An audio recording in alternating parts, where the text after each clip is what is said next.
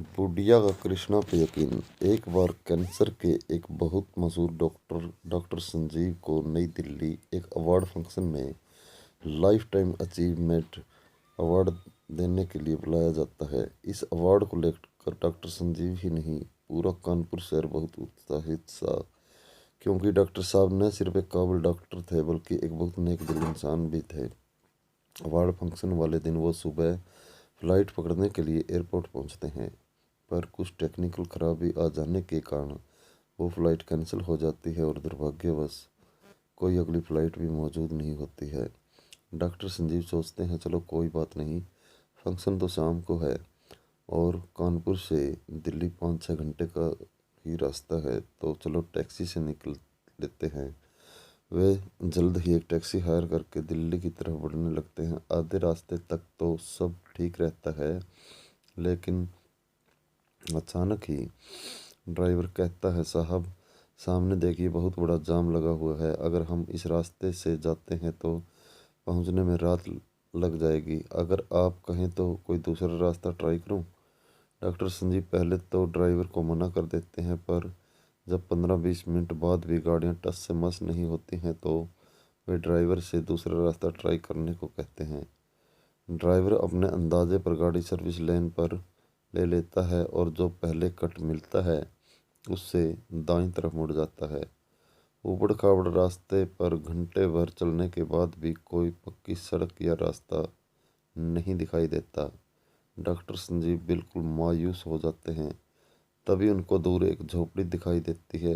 वो देखिए ड्राइवर साहब, उधर एक झोपड़ी है, चलिए वहीं चलकर पता पूछते हैं।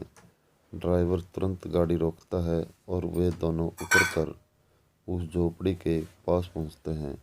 अरे कोई है, ड्राइवर जोर से पुकारता है। झोपड़ी से एक बूढ़ी सी औरत बाहर निकलती है। क्या बात है बेटा, क्यों पुकार रहे हो?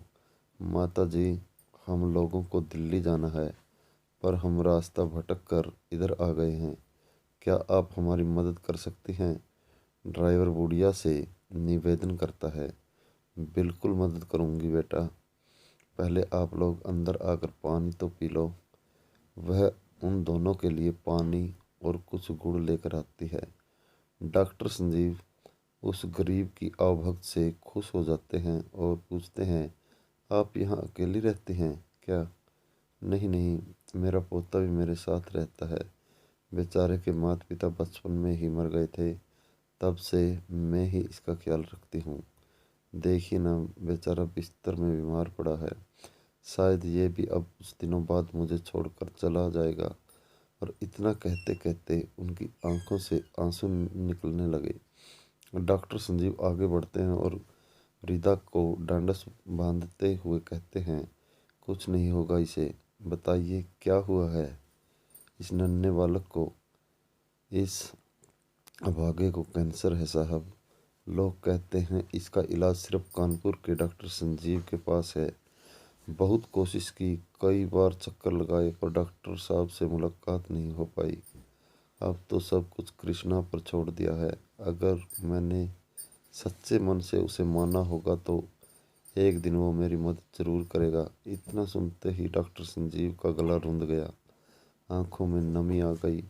वह पूरे दिन के घटनाक्रम को सोचने लगे कि कैसे बुढ़िया का यकीन हकीकत बन गया, कैसे उस ऊपर वाले ने अपने बंदे के उन्हें यहाँ भेजा। गहरी सांस लेते हुए वे बोले, मैं ही हूँ डॉक्टर संजीव, आपके कृष्णा ने ही मुझे यहाँ भेजा है।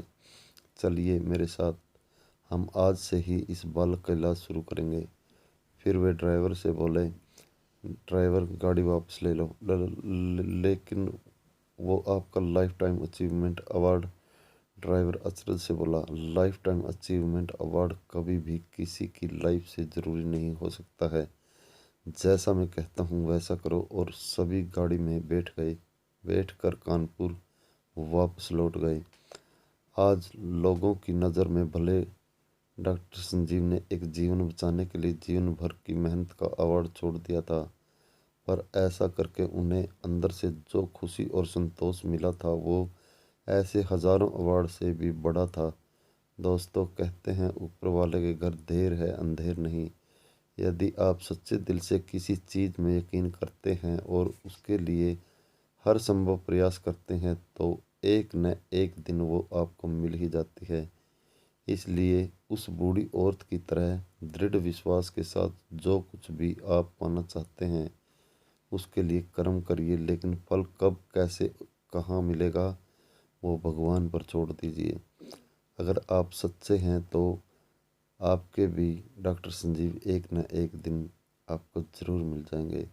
दोस्तों, ऐसी ही मोटिवेशनल कहानी सुनने के लिए चैनल को सब्सक्राइब करें और शेयर करना न भूलें। धन्यवाद।